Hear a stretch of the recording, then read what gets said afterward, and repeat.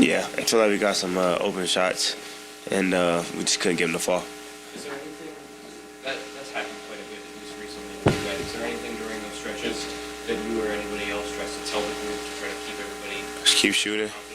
Keep shooting. If you open, you gotta shoot the ball.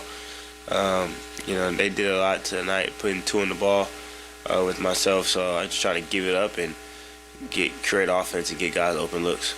Obviously, being down 0-2 is not what you guys want, but considering you guys have just rallied from 3-1, is there sort of like obviously that confidence and that grip that you guys have that you guys can come back and pull yourself out of this one? Right. Yeah, we definitely feel like we can pull ourselves out of this one. Gotta go home and get 2.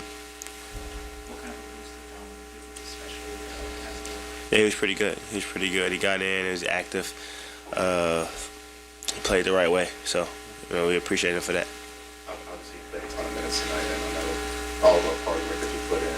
You know, summer and things like that, I guess, was just kind of like a rest day and a treatment day, and kind of look for you kind of heading into game 3. Probably a whole bunch of nothing. Treatment, sitting down, relaxing.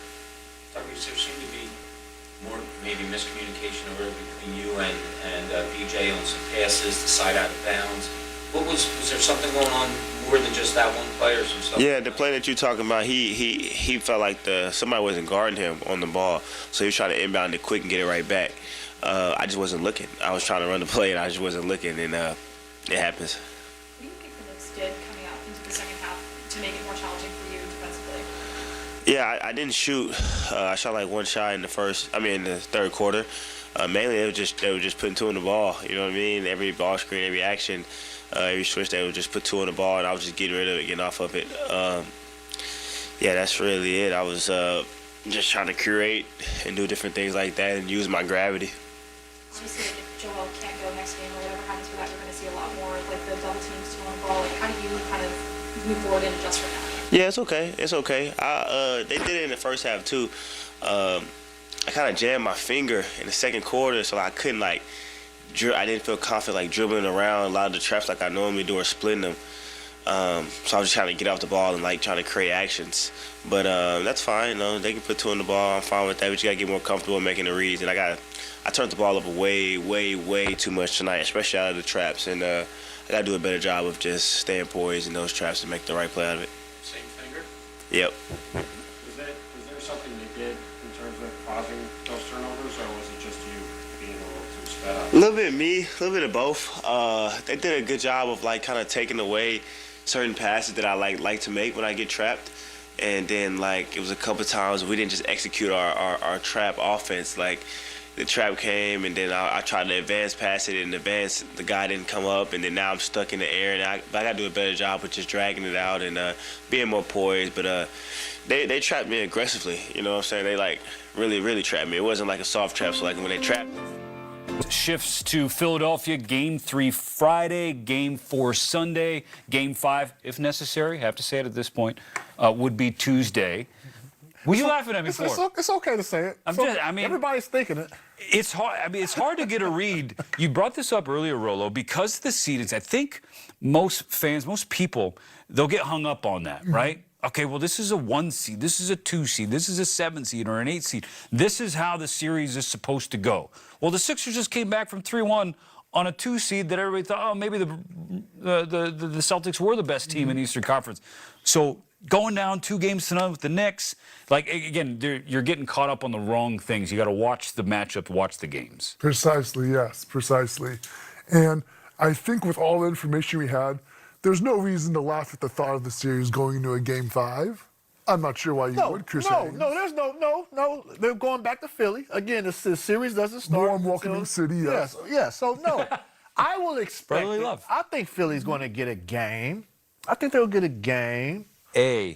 Or two. Explain your thought process. This is the current Philly team that was on the floor tonight. Yes. But I'm explaining that. This is what I would say. I think New York Knicks have found their stride. I really do. I think they're finding some clear momentum.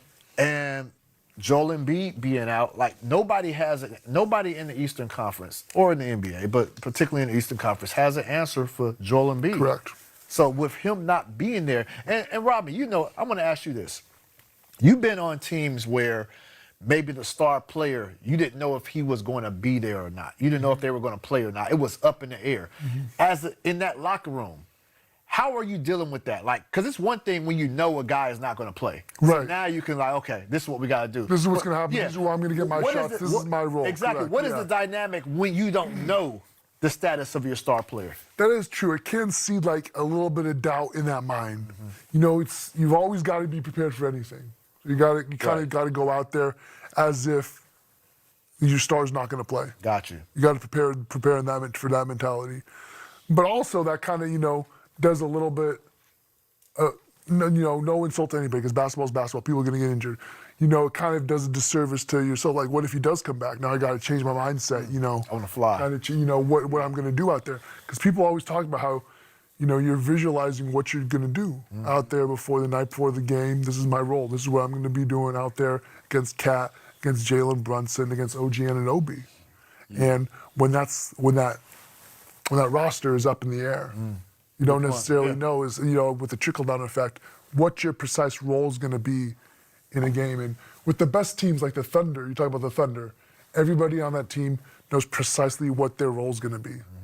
No matter who's in, who's out, they know what their job is when they step on the floor. That's one of the reasons why they're such a great team. Great perspective. So this East Semi's changing scenery, going from New York to Philadelphia with the Knicks up 2-0. We're going to change gears on the association and go to a team that's not in the postseason, but they are trying to get back to the postseason. That would be the Milwaukee Bucks. Oh, okay. As Taylor Jenkins was introduced as the new head coach in the Goodland on Wednesday. He replaces Doc Rivers after the Bucks missed the postseason for the first time since 2015-16. Jenkins, of course, was at the helm of the Grizzlies from 2019 to 2025 and made 4 postseason appearances during that stretch.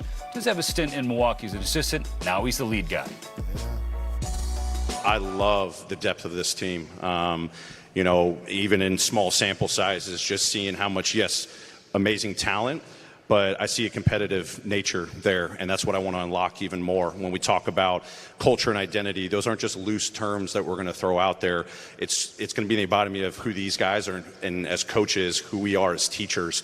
So for me, I can't wait to unlock even more. The versatility, both offensively and defensively here, from the vets on the roster to our young guys that got, tremendous opportunities over the course of the season to see even more. That's the stuff that I'm going to focus on. Not totally sure the setting of that press conference. Were they in a giant fish tank? We will investigate, but this is the offseason outlook. It's a big offseason coming up here, Chris Haynes. I feel like your phone is going to have several messages involving the Milwaukee Bucks. Yeah. Well, the owner today, he made it known that he informed Taylor Jenkins before taking the job that they don't know as of right now if they're going to have Giannis or not. Going into next season. So those decisions will be made before the draft. That's what the owner, that's what he said today. Imagine coming into that situation as a head coach, not knowing if one of the top 5, top 3 NBA players in the league is going to be on your team next season. Yeah. It's only 30 jobs, though. That's true. That is true. And there's only so much time in a show, and we need to squeeze in a commercial break and then get back to the Garden.